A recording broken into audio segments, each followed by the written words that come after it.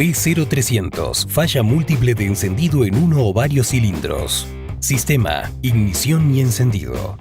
De forma básica, el código P0300 nos indica que el SM, Engine Control Module, ha detectado que uno o más cilindros no están cumpliendo su función al momento de realizar la combustión. Este DTC nos define que la falla de encendido es aleatoria o múltiple. Además, el último dígito de este código corresponde al cilindro que está fallando. En este caso, es 0. Quiere decir que no se sabe específicamente qué cilindro es el que no está funcionando correctamente, ni por qué. Síntomas del código de falla P0300 genérico. Al momento de arrancar, el motor puede presentar dificultad o tropiezo.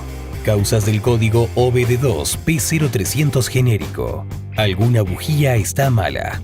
Inyector de combustible con obstrucción o dañado. Puede haber algún cortocircuito o está abierto el arnés de inyectores. Poca eficiencia eléctrica en el circuito de inyectores de combustible. Existe una fuga de aire de admisión. La compresión en los cilindros es insuficiente. Presión incorrecta del combustible. Posibles soluciones del código DTC P0300 genérico. Revisa el sensor de flujo de aire, MAF, Maze Airflow. Revisa todos los cables y conectores, incluidas las bujías.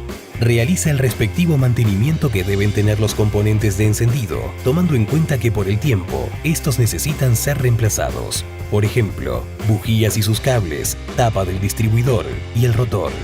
Chequea la bobina. En algunos casos, el TWC, convertidor catalítico, produce esta falla. Como este código no especifica qué cilindro es el que está dando la falla, es recomendable tener un manual de servicio de fábrica y una herramienta de exploración avanzada. Revisa la válvula EGR, Exhaust Gas Recirculation, ya que puede estar pegada.